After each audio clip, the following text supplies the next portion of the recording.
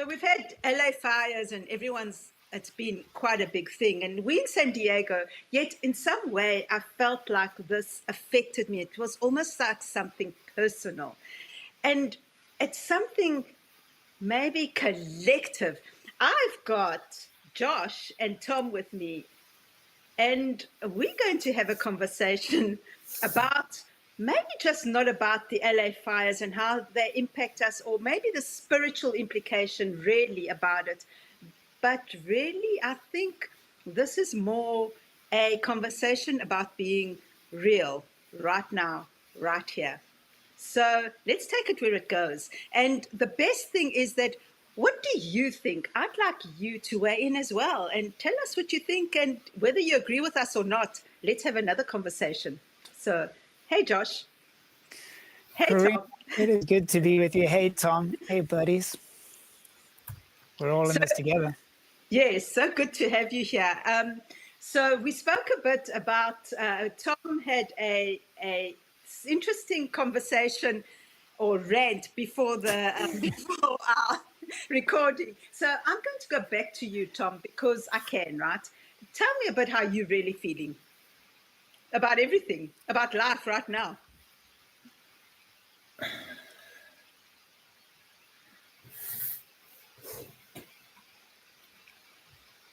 I come from Ireland, and fires are not a problem in Ireland. Rain is a problem in Ireland. Occasionally there were turf fires which would affect the bog, and they were inconsequential. I've rarely come up close to one here, and I have experienced firsthand the panic that infects everybody. You tend to want to lose your head and run.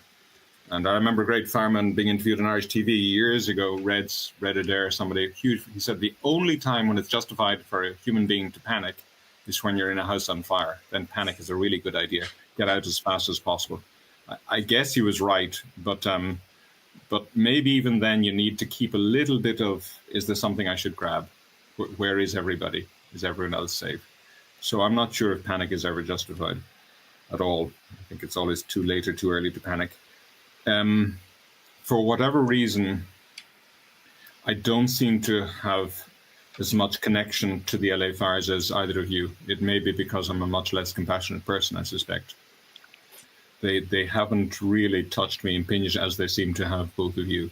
And I should be ashamed to admit that, but it's the truth. It hasn't, because I just don't know people. I haven't imagined it, and I don't connect the way a lot of other people do. And that's the truth. One little message I got from it, perhaps, is that I heard a professor from some university down here in San Diego 2 mornings ago on radio being interviewed and saying that they have wonderful AI technology now, which has enabled them to position, I think, 11,000 cameras throughout San Diego County for vigilance. And not only can these cameras spot a fire maybe when it starts, but they can calculate the angle of the smoke and tell what speed the wind is. And then they can say, we need 1, 2, or 3 battalions, he called it battalions, units, whatever, fire brigade. And to think that the vigilance, that technology, 1, to see it quickly, and 2, to decide where do we send our limited resources. That's incredible. And that vigilance reminds me a little bit that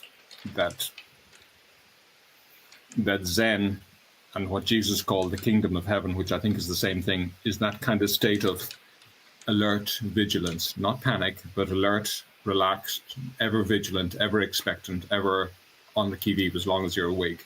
That there's no excuse for being at a lower level of consciousness, and there's probably no excuse for panicking as long as you're awake, but to be vigilant. What should I be doing now?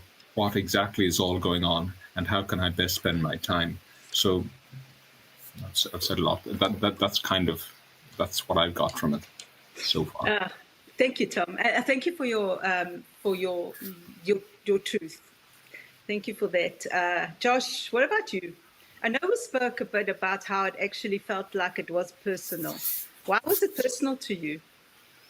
I take everything personally. I particularly take you personally, Tom. I take all that personally. I actually do think that the line of individuality is really just a tool. It's just a construct of the prefrontal cortex to say you're separate from me, LA is separate from San Diego. And more than that, I think the line between the physical world and the spiritual world is permeable. So I think all of this stuff, it's metaphorical. Like if we take the thinking of Emanuel Swedenborg, he believed that everything in life was really a metaphorical representation of what's happening in the spiritual kingdoms. So what are fires? It's this little point of heat. I like what you're saying, Tom. We got to be vigilant about where those little points of heat are starting, because that can absolutely burn things down. So how do we maintain that watchful consciousness and put out the fires? What are the fires? And then it makes me think about what LA represents. Like, what does LA represent to us? I mean, personally, I am close to it because I went to seminary there, and I got my master's there in Pasadena, which is being ransacked by the fires. So many of my friends have had to leave their homes, and like some of their houses have burnt down and stuff. So in that way, it is personal. Like the city that I really loved, and that's where I had my major manic experiences, is being burnt to the ground. But I know most of the people are safe. There have been deaths, which is tragic, but most people are safe. But it's more like, what does the burning down of LA represent to us? In like right when Trump is being inaugurated, right at the turn of 2025, is it saying something collectively? Is it saying our ideas of fame and glory are being destroyed? Tom, you spoke about how in Ireland fires aren't really a problem, but in Cape Town, South Africa, where I'm from, they really are. It's a lot like California. And there's actually a species of vegetation called fynbos that needs a fire every few years so that it can release its seed. And that seed can then go and restart the next wave. And so I don't know if this means, like, what does it mean metaphorically? I'd love to hear from you guys and your thoughts, but does it mean that we're entering into a new era, that there's kind of destruction coming through it, but there's also going to be fresh growth? So, yeah, I mean, it's been an even rocky start for me in 2025, just with family stuff and personal stuff and finance stuff, and just life in general has been a bit weird. And so I wonder if it is a picture of what's happening not only in the collective, but in the spiritual worlds as well. So that's some of the ways that it's been affecting me. What do you guys think? I love that. And I just have to, I want to just, you brought it up before we started recording the show. We're recording this on the 25th of January 25, which is quite auspicious just for the dates. I mean, if you're in numerology, we can go into that on another time. But that's very interesting to me. Also, for me, it's personal because this year so far has been so dramatic in so many ways. And the fires also, it's like, burn everything down, let's start all over again. Fresh start, because it's the beginning of the year. So I know that's very like blanket dramatic, but that's just how it felt to me. Also, so it's a lot about knowing people in LA. Maybe it's also that, because I mean, there's been tragedies all over the country all the time. I mean, look at North Carolina. Yet it didn't impact me as much as this fire. So I love and I just want to throw it back again to you. Pasadena burned down. Has that any spiritual implications to you? Yeah, so Pasadena, okay, LA, if you guys have spent much time there, is just rich and saturated with this energy, this vibrant energy. Some parts are completely trashy, and then some parts are like super vibrant and dynamic. So Pasadena, when I moved there, it started to seep through my pores and started to seep into my psyche. And that in some ways played into my mania and my psychosis, in which, man, life got magical. And so what I discovered on the streets of Pasadena is the ancient Illuminati meeting grounds and the old churches and the old school money. And it was actually like a big center for this new dawning of consciousness and the way that humanity tried to control that, to control the masses. So Pasadena represents to me like old school, in a way, academia as well, and old money and spiritual maybe power. But in a lot of ways, it's also the center of, like, I guess Hollywood is right there, like Burbank and stuff. And I don't understand why all the powers of America, all the powers of California couldn't put these fires out. It's like the old systems of the world that we relied on so much. We rely on California in 2025 being able to put out some fires. They couldn't do it. Yeah. And so it's like the things that we were turning to, the powers of the world, if we were trusting the government and we were trusting these old systems, they're not going to be able to stop our metaphorical spiritual house being burnt to the ground. So maybe we don't have to and that's actually what Jesus said about, you want to build it so that your house is built with solid substance that will withstand the fire, because even though you might be able to escape the fire, your whole house is going to be burnt down. We've got to build with solid structure like rock that can withstand these kinds of things. So that's kind of what Pasadena means to me.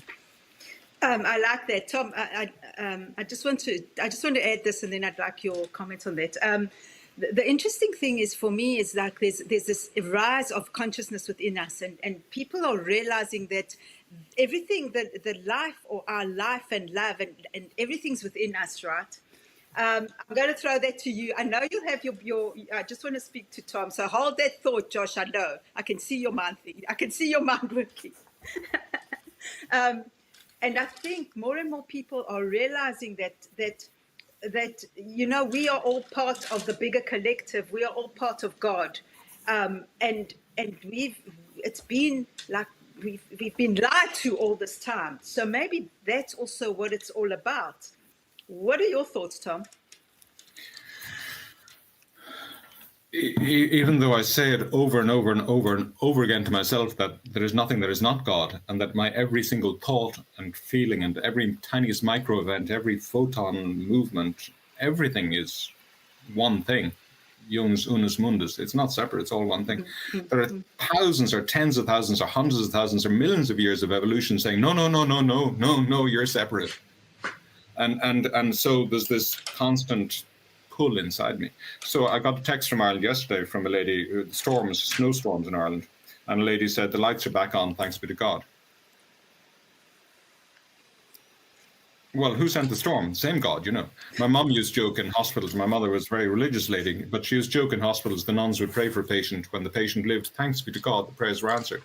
When the patient died, those doctors know nothing, But it's nearly impossible for us to grasp that if anything is God, everything must be divine providence, the whole lot. The Jews kind of talk about divine providence, but the huge paradox is that once we believe,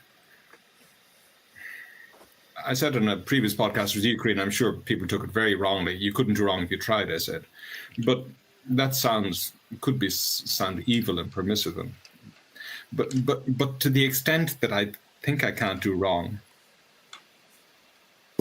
I relax and I do more good. I know that, and I know everybody's made like that. That if the little children in the Garden of Eden were told there's absolutely nothing wrong with you, do what you like, and they fully believed that, nothing could have tempted them to stray. We're good as thanks, serpent. We're good as we are. It's thinking that you could be better that makes you take shortcuts and do the SHIT. That's the huge paradox of it. So when the fires happen and one house is saved, and some people pray and their house is saved and the fire burns and one house is saved, and you think, oh my goodness, and those people were praying to God, and lo and behold, God answered them. You think, and then there was one house saved and the mudslide came through. Have you heard about that one?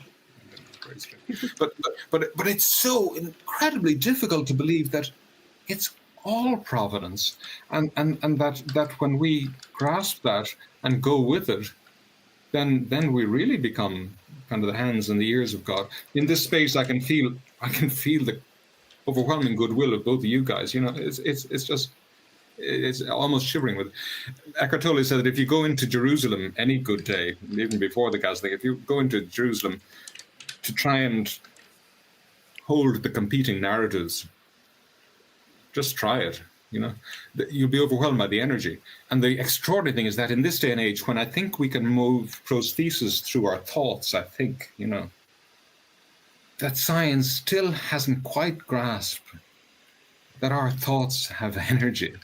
And that when you go to a concert and you talk about the atmosphere of the concert, that's not just your imagination. That's Bob Dylan or Lady Gaga on stage. That's real and palpable. You talked about it in Pasadena. It's fascinating, Josh. You said that the energy was so frenetic and so powerful that it kind of precipitated your manic episode. Totally get that. That we can create with our attitude just an atmosphere and energy. And that when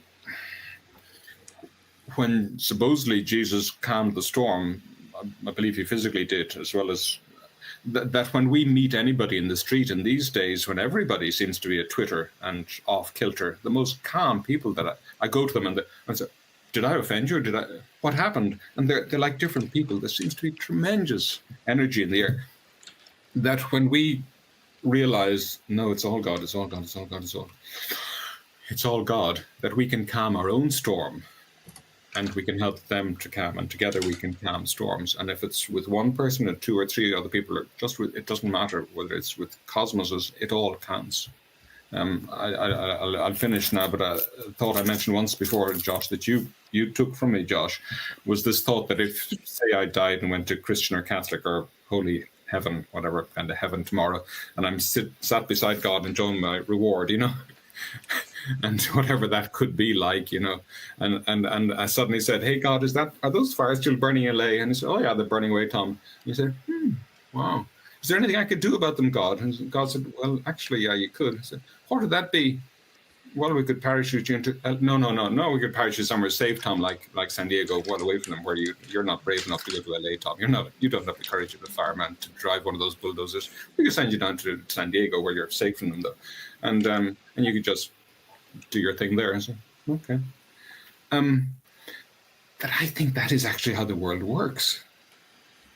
That when I said that LA, quite honestly, doesn't impinge hugely on my consciousness, the fires, because I haven't come up against a fire, and I can't imagine not just your house and all your possessions burning, but trying to figure out how to pay exorbitant rents. Some rents have jumped from, I heard, up to 12,000 in LA for a 3-bedroom house.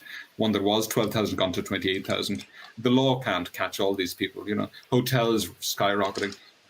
Dealing with that and trying to keep your job, and family, I can't even begin to imagine, and I'm not sure I want to, because it wouldn't help anything.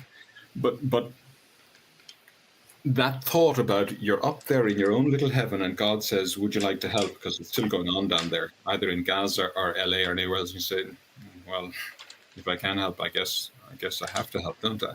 And I think that every single one of us humans on the planet right now, regardless of politics and everything, every one of us has forsaken some kind of paradise in heaven where we could be, to say, if I can help on the planet right now, on 25th of January, let me at it. I don't know what I can do, and I know I'll get lost in the drama, as sure as if I were plummeted into Gaza. I know I'll get lost in the drama, but if there's anything I can do, send me down. I think that's all of us.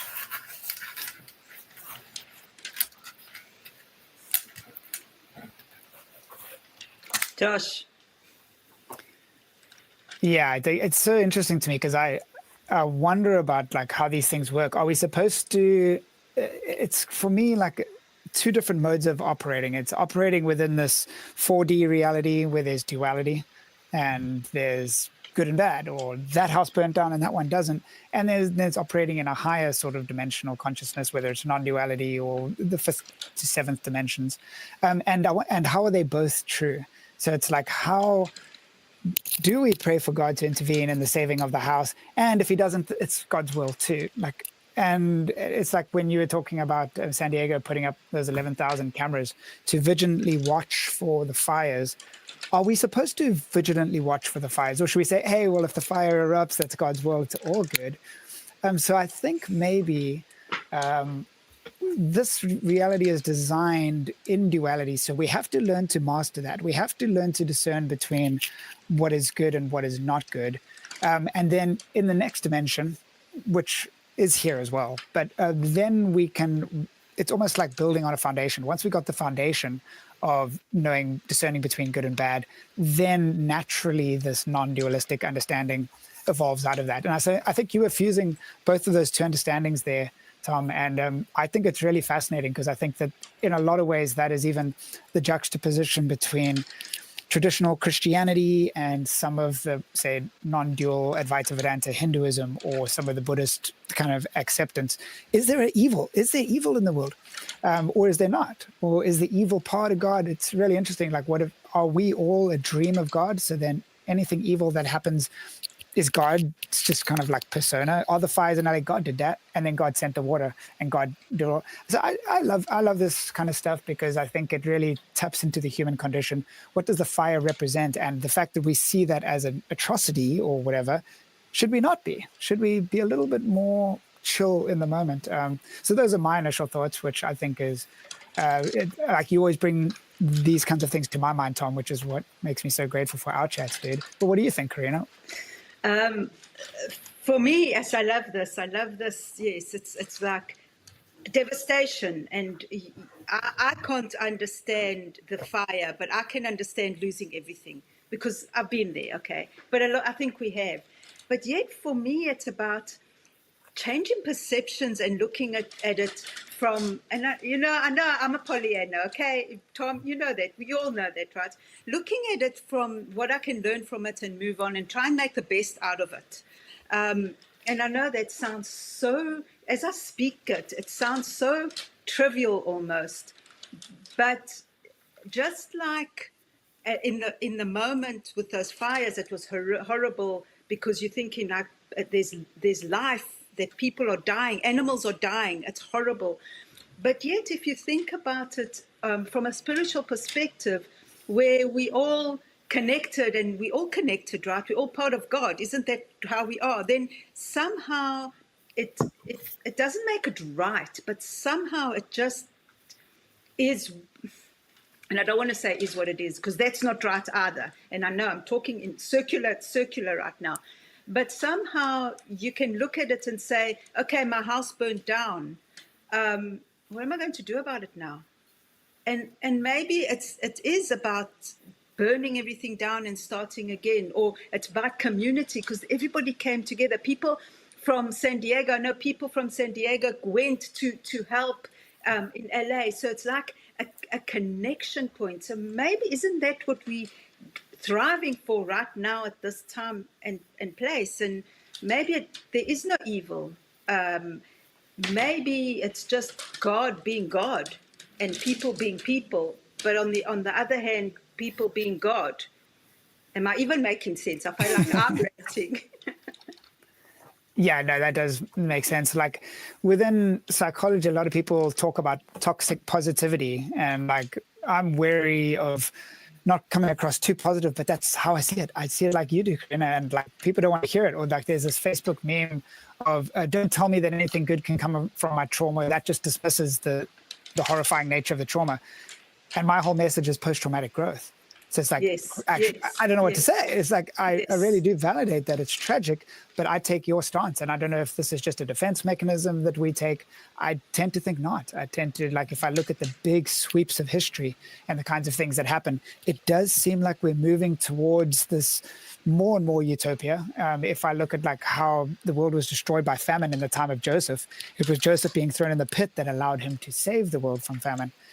So I do think that there's something like this going on. It doesn't minimize the pain, but actually we were talking a little bit before this about the difference between mindfulness and hope, and are they equally important? Does one come first? Like, I think knowing that there is a hope, though, that there is this larger story that can allow us to zoom out and then take the next rational step. If my house burned down, okay, now what am I going to do? It's like you said, Tom, about not losing our heads within panic.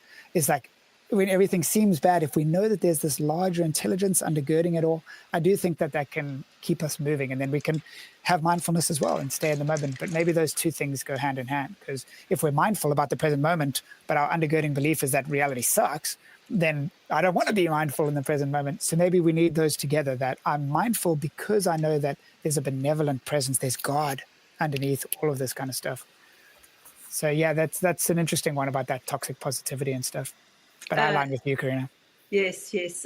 Like I've seen that, I've heard it, but you need to take it deeper, I think, because I know lots of people think, that toxic positivity, but it's not toxic. It's not toxic, because to go back and back and back to your trauma all the time and not look at it for the underlying reason and growing from it.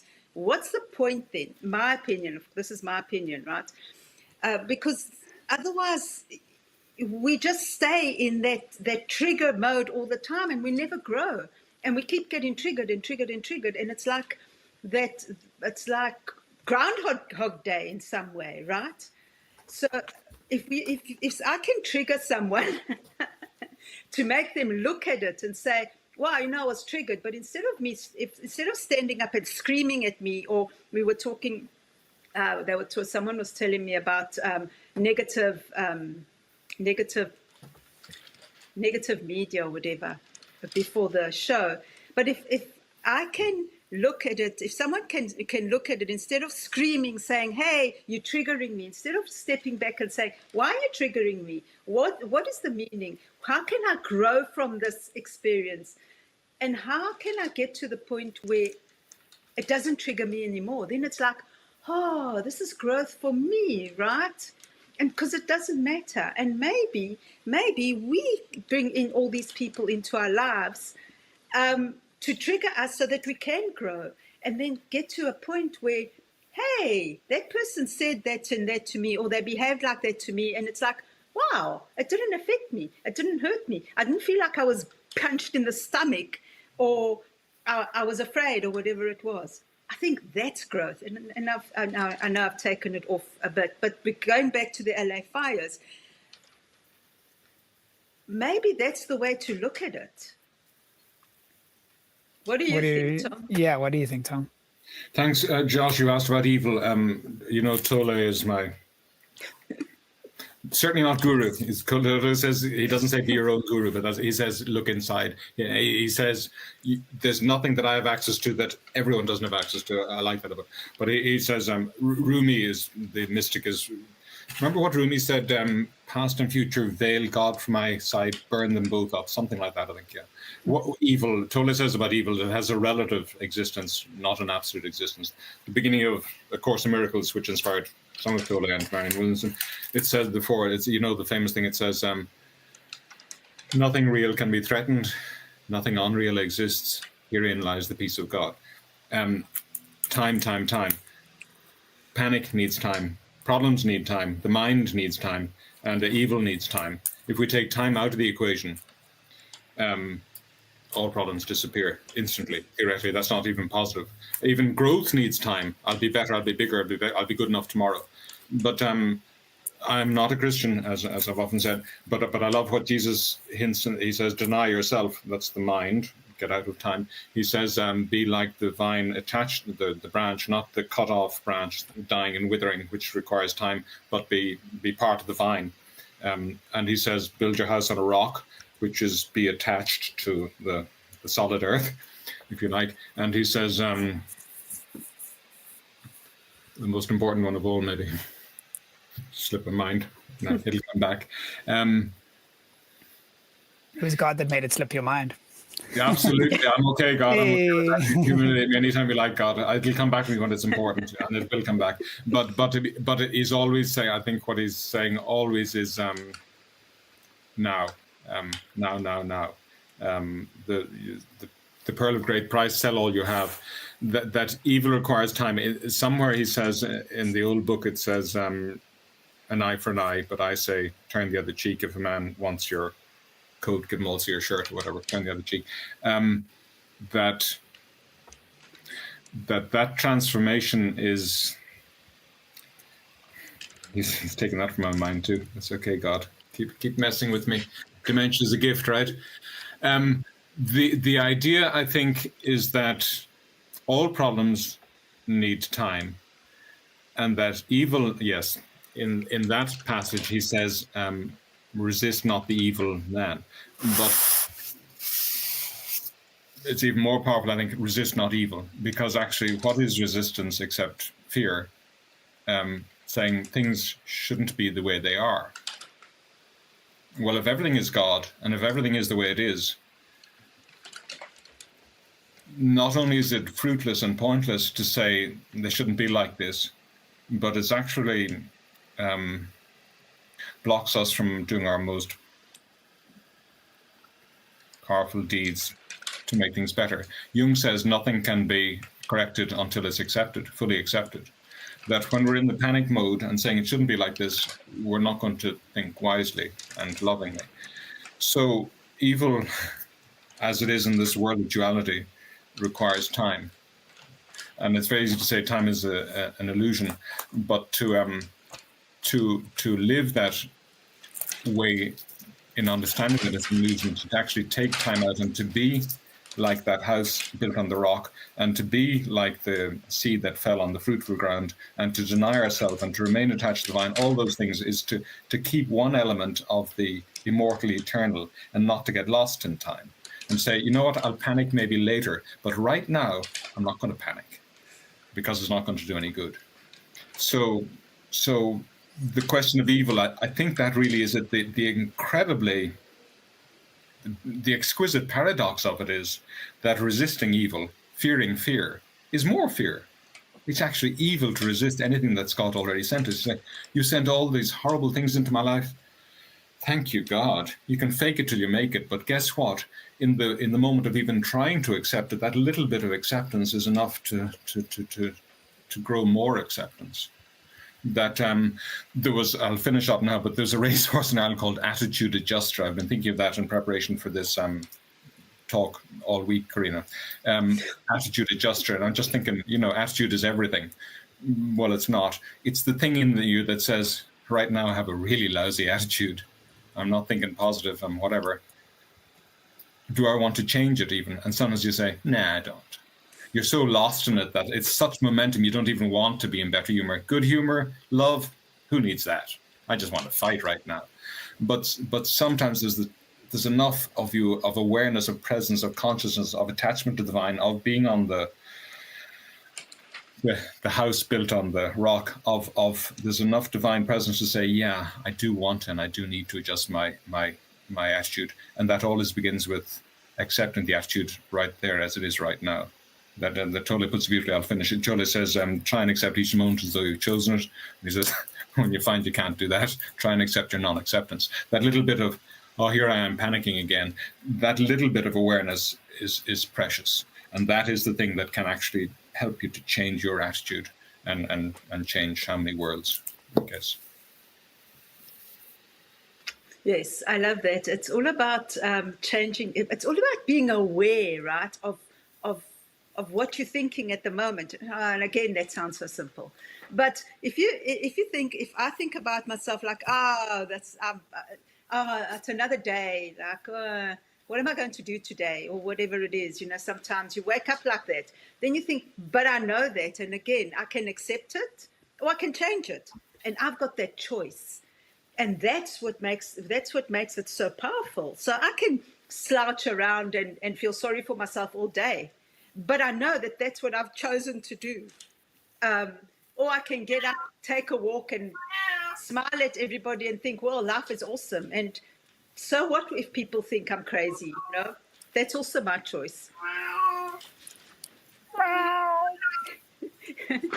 Whose cat is that? Your cat, Tom? Sorry, is that your cat? Oh yeah. Sorry, I'm so used to tuning that out. Who's that guy with a very funny name that escapes me? Him. Pavlov. His name will come. It'll come to me, Matt. It'll come. The guy who says that ADHD is about tuning stuff out as kids from the trauma. Who's that guy? Funny name. Gabor Mate. Yeah. Yes. He's tuning out. I'm so used to Tiger that I tune him out. Sometimes I think there's hope for me. I threw over a cup of coffee this morning. I thought, oh, there it is. And I thought, hey, I should have panicked and cursed and sworn. There is hope for me. Hey. It's like living with dementia, you think, oh, here it comes again. Whatever, bring it on. But when you talk about waking up, Carina, I think I've mentioned on a lot of your talks that I wake up often in the morning. If I don't get straight out of bed and onto the bike, if I lie in bed at all the worries of the world, and there's a beautiful song. I'm a huge fan of First Aid Kit. They're a very strange Swedish kind of folk group, two sisters from Sweden, strange name. They just took it at random from a dictionary, First Aid Kit, which is great. They speak wonderful English. They're the most extraordinary songs. But there's one song, incredibly talented pair. There's one song, and the line is, I woke up in a hotel room, my worries as big as the moon. You're an incredibly successful musician, and you wake up like that too.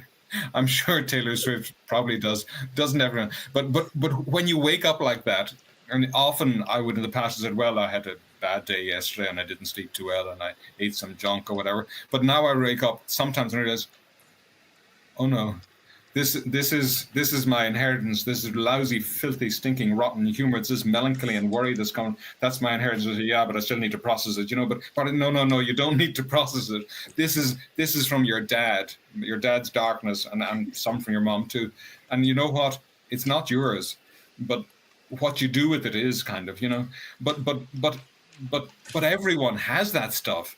And to see it for what it is, you don't have to parse every bit and understand and analyze it. Just see that whatever that stuff is, that old original sin or pain body or inherited generational trauma, whatever you call it, that stuff that we get, that's not mine. But I can be, in this generation, I can say, that stuff, that's not me.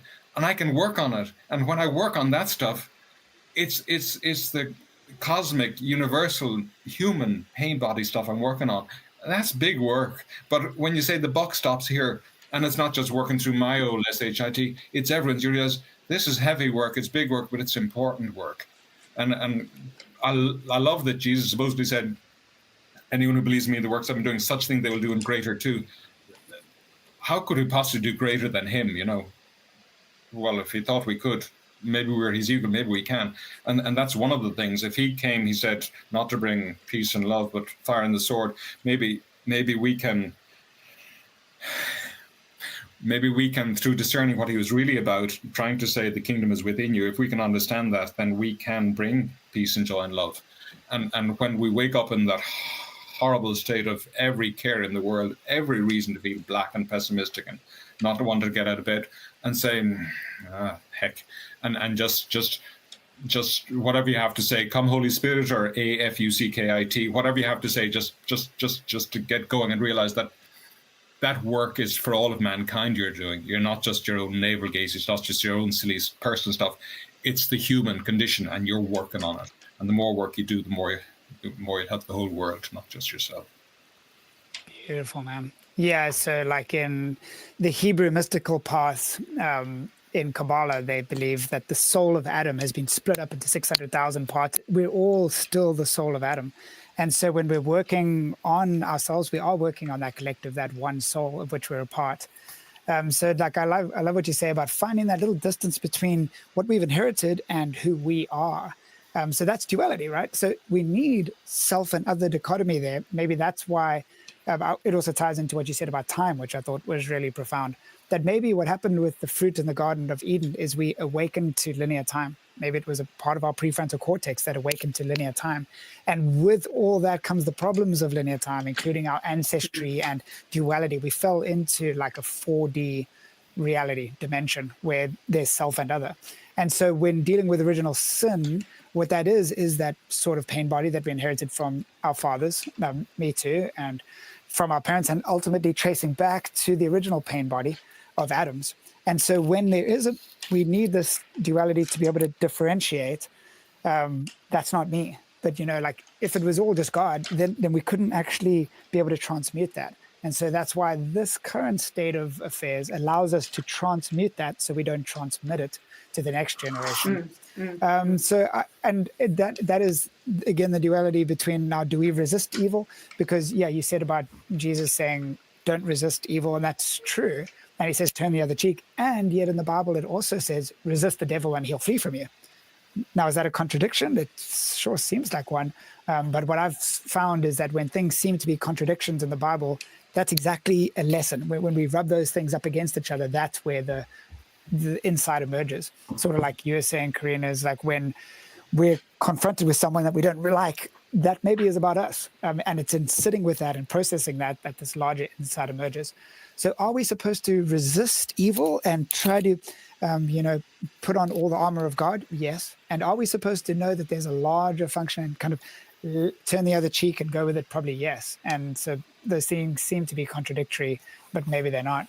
So yeah, I really like what you're saying there, man, about how we have a choice and how we wake up in the morning and how time plays a role in our existence as it is. But if you think of time, we have to have time to have conversations like this.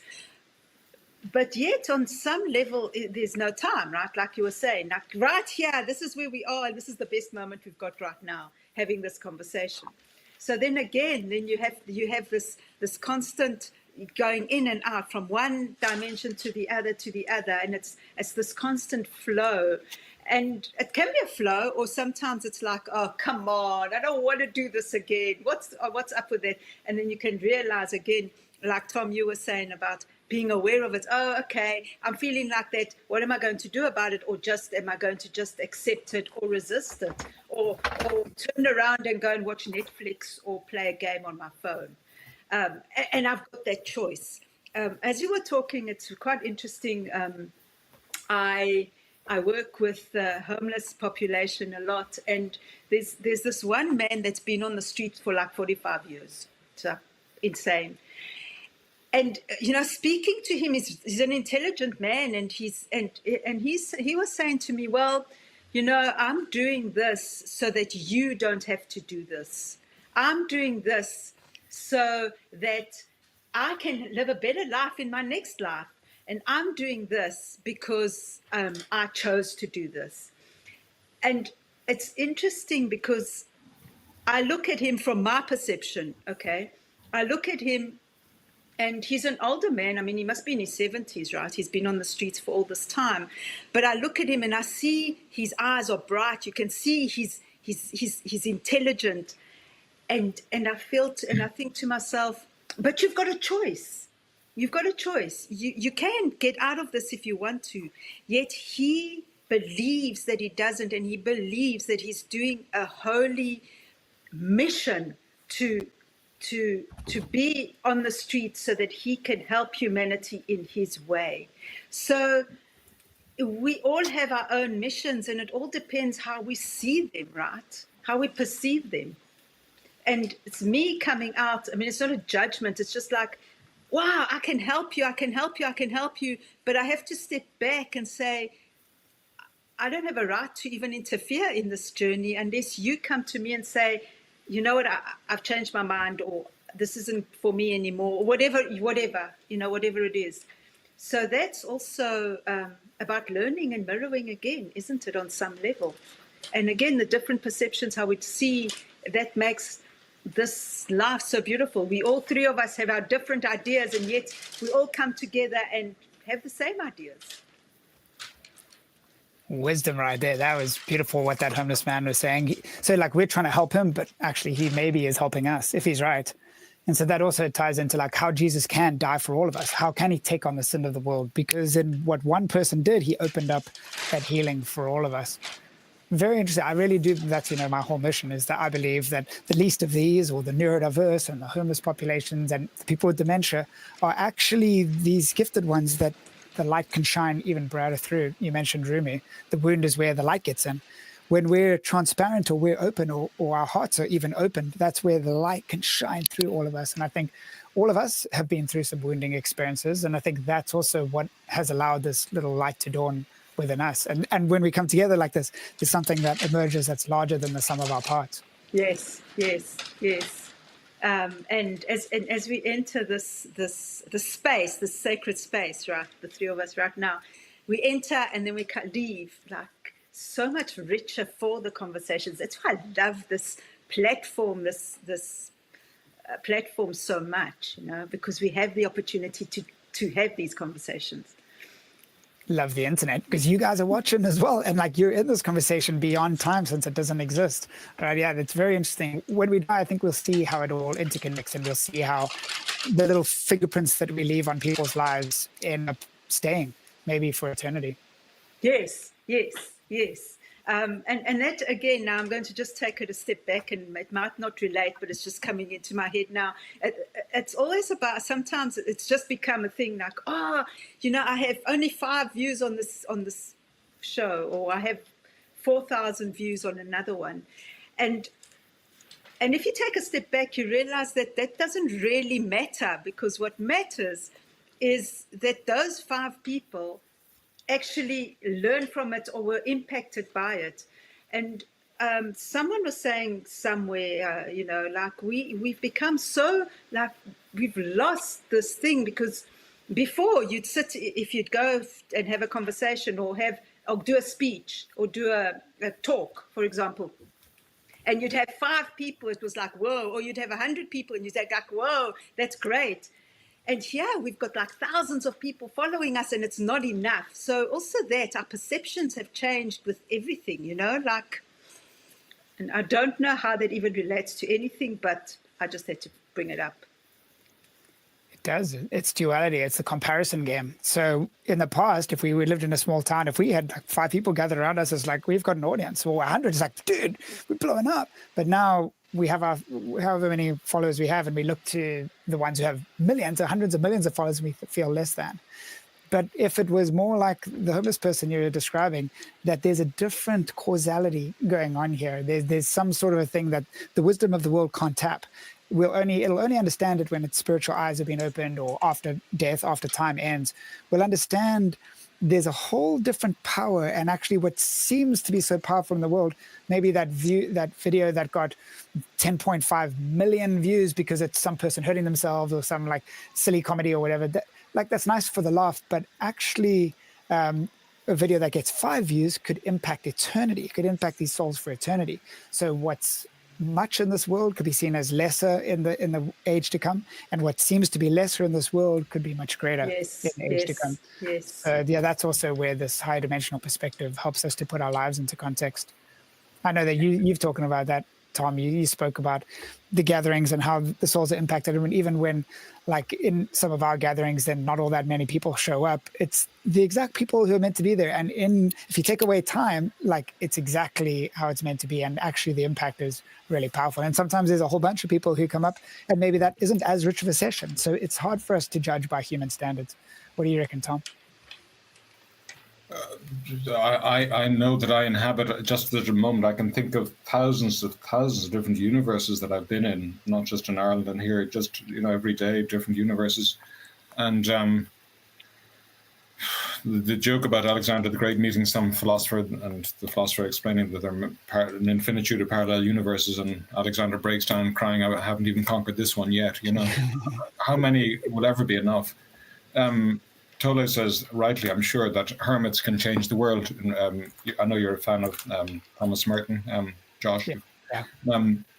Those people who pray, I used to think not much of monks who prayed away in monasteries and nuns, and differed in their faith dogma from me. And now I realize that regardless of what your background or dogma is, if you sit in a room quietly and contemplate and send out goodwill into the world has changed. I know that. And that when we meet each other and change each other, the power of what we can send out is incalculable. And how can you begin to calculate here when you see this little planet, like smaller than the tiniest grain of sand in all the galaxies, if we're thinking about size and numbers. But awareness, Josh, you said, it'll come right out to me now. You said, resist the evil one and he'll flee. Was that it? Yeah. I think of, and you mentioned time too. I believe in evolution. I believe we were, at some stage, hairy apes, and we lived in the moment. And as they say, if you ask a fish, what do you think of the water? The fish would say, what water? If you ask us about consciousness, the same. And if we ask an animal, what time is it? They'll say, well, it's now, obviously. And if you say, well, when did the Big Bang happen? They might be able to say, well, 13.8 billion years ago, but it's still now. So Tole, I think, rightly differentiates between clock time, which we need to hold a meeting like this, and psychological time, when we're weighed down with past and present, burdened by that in the mind. Then we are victims of fear, which needs time. And time is money also. We're always, when we think people are depending on us for support, I should be out earning. So time and money and fear, the same thing. If we resist, if we see Satan or the devil as psychological fear, and if Roosevelt or somebody said we've nothing fear but fear itself, well, fear of anything is fear. It's resistance. It's thinking things aren't as they should be. Tole says beautifully, if you think things aren't as they should be, you're being morally superior to reality. You're saying, hey, God, you messed up and you made this reality for me right now. I need to change it. Well, change it if you like, but know that you're always starting from where you're meant to be starting. The joke about, if I were you, I wouldn't start from here at all. That in the moment when we say, this seems intolerable, but I guess this is where I meant to start from. we'll make a much better start than if we think it should never have been like this. And if it shouldn't be like this now, it never will be.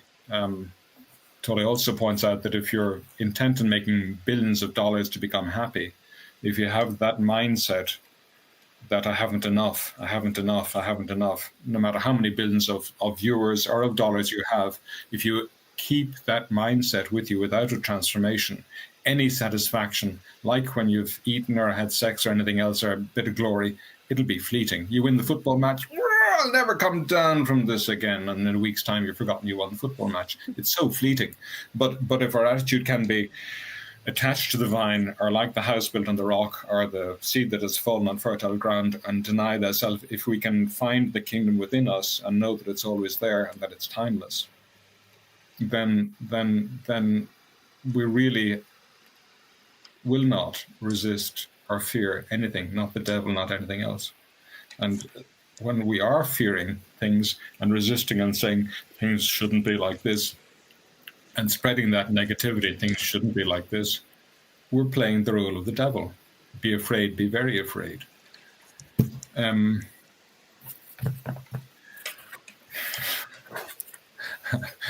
not sure where I thought I was going, but that's where I've got to. Exactly where if I was you, you don't start from where you are, but if I was you, I would end right there because it's perfect. That's an awesome synopsis, man. No, it's living out of that eternality that actually lives within us. We've fabricated these egos, which are really illusions. It's built on the shifting sands of time. We can live out of the rock, which is eternity. And that is the kingdom of heaven within you, like you're talking about. And in that place, God has the victory. Everything is going to work out. And so we can have a peace that the world can't give. I love that, man. Yes, so beautifully put. The peace that passes all understanding. That's it. That we can't describe it. We can only experience it. We can only experience it. The head can't get it. It's a heart thing. I've actually started to wonder, and I got this from Oswald Chambers, who you actually introduced me to, Tom, and I'm deeply grateful for that, man. That guy was a legend. By the way, like, he wasn't very financially successful in his life, not in a lot of ways. He wasn't really successful, but he's really gone on to impact some of the greatest, and Billy Graham, and he's impacting me and my friends a lot. And so that's another example of how what can seem like it's not a life of glory actually is in the eternal perspective. But Oswald Chambers talks about that. And he talks about how there's this this larger reality that can be birthed from dying to ourselves, and how the things that we imagine to be the problem can actually be something that is constructed by the head, and what we think out of is the heart. He's got a book called Biblical Psychology, and a lot of it aligns with what I feel like I've been coming up with independently. I guess not. I guess 150 years ago, he beat me to it. But he's saying that the heart is actually the center of the mind. And we think from our heart. The brain is like a tool. But the real soul is in the heart. He also says that, like, the spirit world creates the soul, which creates the body, so that it can express the spirit world. So the soul is trying to express the spirit, and the body is trying to express the soul. And so I do wonder if we focus too much on thinking from the head, which is breaking it up into these concepts, breaking it up into linear time, and really we're thinking with our heart. And the last thing I say, but the Heart Math Institute has done studies on the heart, and the heart changes its vibration a split second before a scary image will come on the screen. So the heart knows ahead of time what's going to happen. And when you say, oh, we had a heart to heart, like, I think maybe we're onto something there. Maybe psychology, and it's all about the mind. Maybe we need to focus more on the heart. Yes, now I agree with you there. If I think sometimes, someone said it, if it's lose your head and save your life, or there's some weird quote, okay? Yeah. But if I think about it, sometimes I think Satan is the mind, okay? When you overthink, it's like Satan. Whereas if I go into my heart, and I can only speak for myself, right? Whereas if I go into my heart and come into this moment right now, and in my heart, then everything just flows, and I can get into and do what I need to do. And my mind, there's that silence, okay? And then there's the focus, and then you move forward. But if I don't, then I allow my head to drive me crazy, and I will be sitting in the corner and afraid of my own shadow. And then that, for me, is the devil or Satan, because it's stopping me from where I need to go, or my heart's telling me where to go. Exactly. So it's always like working from the heart. And if I think about also within a conversation, if I'm speaking to someone and I have an open heart and I'm coming from the heart, the conversation is different to if I'm not, if I'm speaking from the head. It just feels different, right? So I think you're right. The heart is where the real head is. Yeah, that's awesome. And ironically, it happened to me right then when I was explaining about the heart and Oswald Chambers, because I lost my point. Like halfway through, I was busy explaining. I was trying to say that the heart is where the mind is, but I found myself in my head, and I was, and instead of like, because that could become a self-fulfilling prophecy, and then I would have lost what I was even going for. I was interested in it. I was like, oh, this is interesting. Like, what are you going to make up now, dude? And like, as I started to watch it, it felt like it was coming from here. I sunk back into this, and then, poof, of course, it's about the heart. So just interesting how like what we're trying to express can actually happen to us experientially, which allows us to express it even better. It's just ironic. The whole our life's hilarious, man. I love it. Yes. And I have that experience with sometimes, if I have a podcast like this, if I have someone that for some reason I just feel like, there's this person that's going to be on my show, and I have that feeling of overthinking, and I'm not in the moment, and I'm not here, and I mean, I do everything ad lib, everything's unscripted. I just work on my heart, and that's how it flows, But if I don't do that, then it's choppy, and you can feel it, and it doesn't work, and it's like this marionette. Right. Whereas if I come from the heart, it flows, it's different, and the conversation works, and people feel more relaxed. Well, I'm just assuming I feel more relaxed within the conversation. So again, it's a beautiful thing. Tap into that flow state. Yeah, and you can feel it. And we have mirror neurons, which allow us to feel what other people are feeling. Yes. So if we're feeling like that, then other people will feel like that too. So like, well, I wonder what it felt like to be around Jesus or Buddha. Or like, what would it have been like, dude? You would have been like, oh, like, I wonder if a lot of it was actually the feeling of the words that they said. And now we only have the written words, but maybe it was the way you felt being around these people. Yes. So who was it? Martha, who touched his cloak and was healed. Maybe that's exactly what it is, right? Yes. You just know, and that's why it's about. I believe for myself, I didn't go. I was going to go to LA and help out because I had the opportunity, and then things worked out and I didn't go. But I worked here at home, and I did send the love and did the meditations, and it just felt like that was the right thing to do. And again, and this is like just over the top my experience.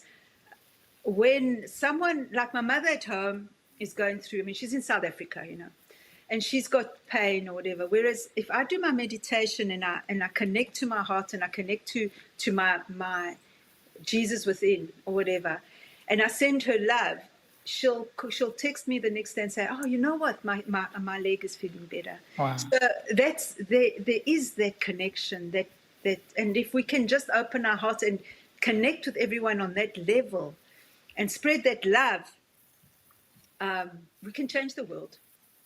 And maybe that's exactly where we are right now. Maybe there are two worlds, one world going like crazy world, fear-based, Satan, and another one where it's just love, and we can move through it and all, like find our highest potential. Yes, I feel like that's happening now, that heart connection and that like healing in a way. You're like that, Tom, and like you are a vet and you heal animals and people. And so I feel like it is happening, even like you can sense it in people's body language as well. I think it is happening now. What do you reckon, Tom? What do you think, Tom? I woke up in the middle of the night with a neck ache, and I thought of your friend in interview, which you've done with Howard Schubiner, Carina, the one Howard Schubiner, Schubiner. Oh my goodness! And I was thinking he used to get a lot of neck ache, and they said, "Yeah, I slept wrong," for years. He said, and then he realized, no, it was all emotional. It was entirely emotional. He said the first 6 months being a doctor, he had diarrhea. Something about being a doctor scared the crap out of me. He said that we're.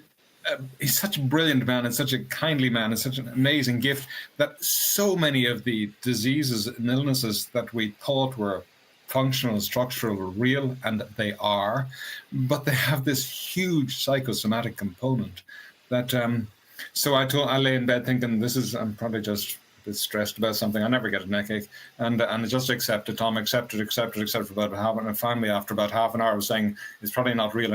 It did go away. You mentioned Oswald Chambers.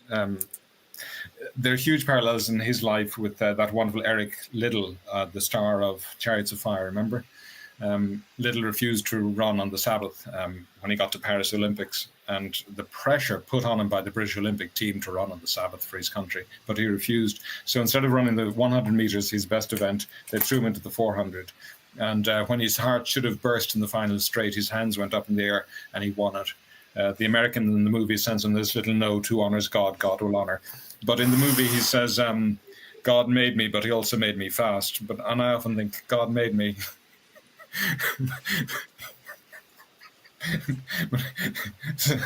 all the things God made, made me fast, and a whole lot of unmentioned stuff.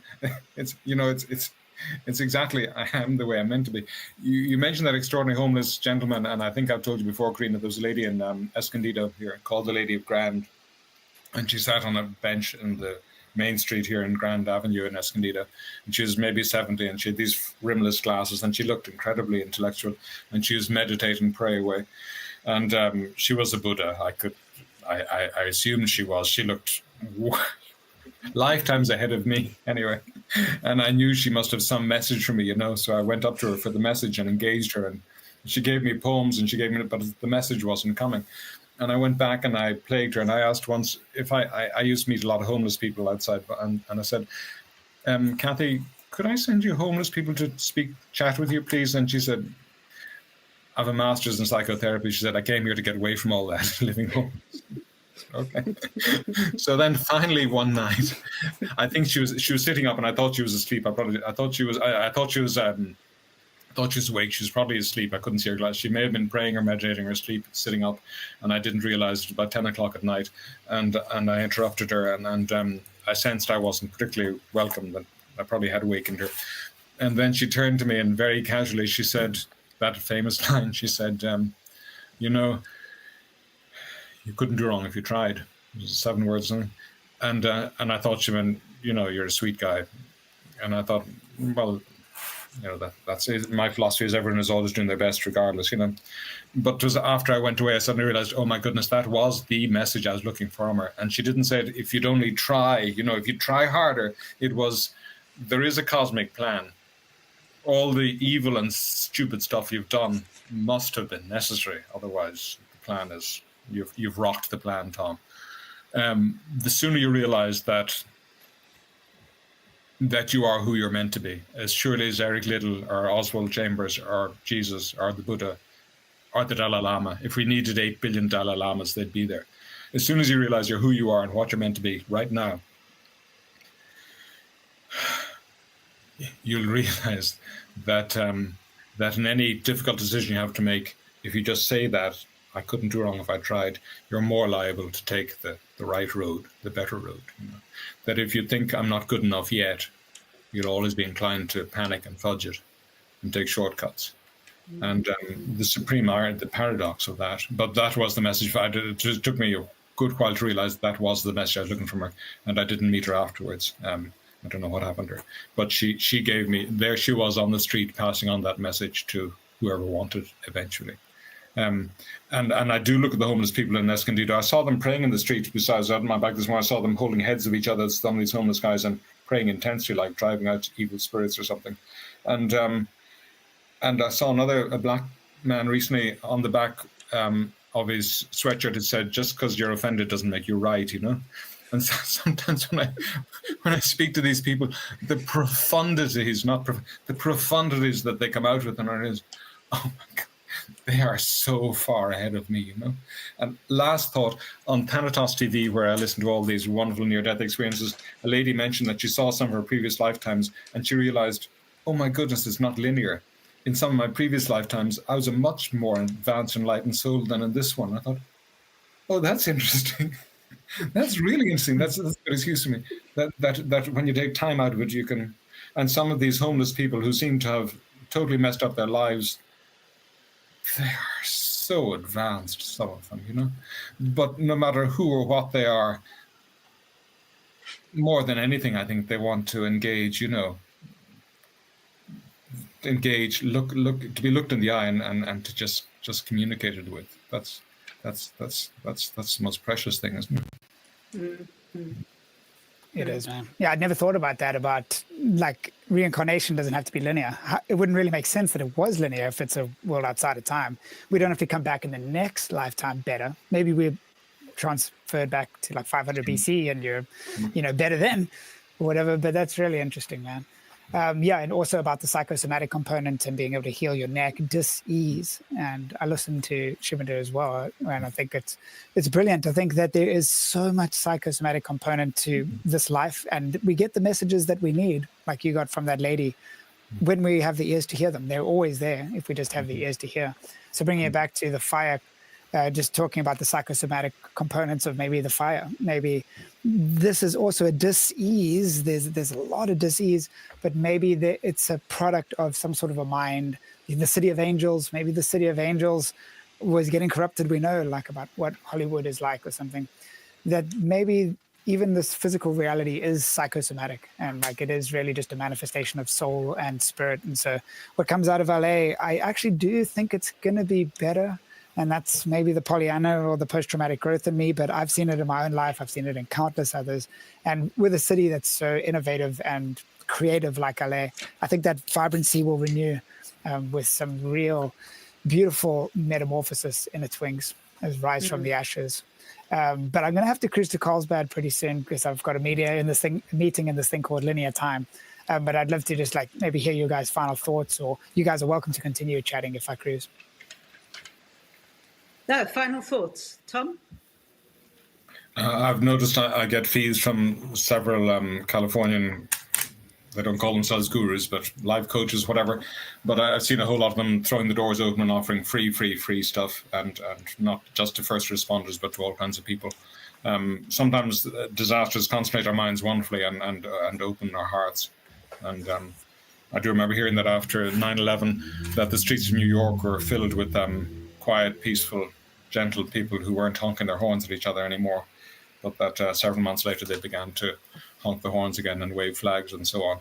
But eventually I think we all get the lessons, and eventually I think we're so vigilant that we realize that fear is the common enemy. We learned that during COVID, and we learned it during fires, that fear is the great enemy, and that if only we can manage somehow to accept it and love our enemy, the great enemy, that immediately dissipates fear. And then we calm the storm and we move on. I think that's what Jesus meant when he said, love your enemy, have no enemy. The great enemy is fear. If we can accept that things are always as they should be, then theoretically we do transcend fear, and we've gone beyond duality, haven't we? Beautiful, brother. Thank you. Josh, what about you? Yeah, I would say that there's something much larger than we can understand with our heads going on. That's each of our lives is that, and our collective life is that. The geopolitical situation, the fire situation, it's larger than we could understand, but maybe we don't need to understand. Like Tom said, we can tap into that peace that transcends understanding. And when we're rooted in that, we can see the shifting sands of this dance of illusion around us as that. It's got these little messages in us, and it is all designed, like Jim Carrey would say, it's not happening to you, it's happening for you. And maybe there's something that we can take. And obviously my heart is very much with my friends in LA and all the suffering families there. And I've seen that in LA, there can be post-traumatic growth, and that the phoenix is going to rise from the fire in LA as it does in our own lives. And so I continue to believe in post-traumatic growth. And I just respect both of you guys for Carina, the things that you've been through and the life and the attitude that you've fostered through those little decisions because of that kind of choice that you've made. And the same with you, Tom. And like, I've been not wanting to get out of bed for 7 months. It was so debilitating, and it takes the strongest power in the world to get up and do it anyway. And like, you just show up with such consciousness and such presence, and you listen so deeply with your heart. And like, it goes beyond these meetings and these podcasts too, because I know that you reach out to the people and you're a deeply caring person. So yeah, I just think that there's something beautiful happening in this microcosm, on the macrocosm, and in you guys who are listening. And I think that the messages are always there. If we learn to listen to the people on the benches, and we learn to listen to little snippets from podcasts as messages from us to us, then the world becomes more magical. So that's my final thought. Thanks for this, guys. I always enjoy it. I'm always enriched by it. What are your final thoughts, Carina?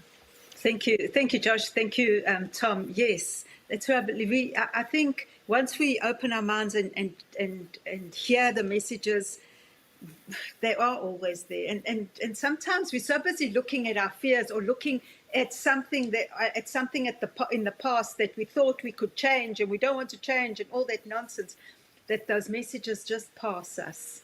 And we need to just come back into ourselves, go back into our hearts so that we can open up and hear them. And they'll come when it's needed. Well, thank you. Thank you, Tom. Thank you, Josh. This was an awesome conversation, as usual. And thank you for your time and many blessings. We'll have to have another one. And, of course, lots of love, and my heart goes out to everyone in LA and the community, and the everyone's been coming together and just working together to make it grow, and it will. I think it will grow into something even more magnificent than it ever was. Exactly. Thank you, everyone. Thank you, guys. My church, by the way, said there's no need to send anything to LA right now. They got more than they know what to do with. There's so much help that's come into LA that they're going to wait until a little bit later, and then they're going to help in these other ways. So it's like you say, there's so much. It shows the power of humanity in these times, like it did in New York, Tom. And I think that's beautiful. It's beautiful to be on this journey with you guys. Appreciate you, Carina. Appreciate you. Appreciate you guys watching. God bless you guys. Thank you, Tom. Thank you, Josh. Bye. See you soon.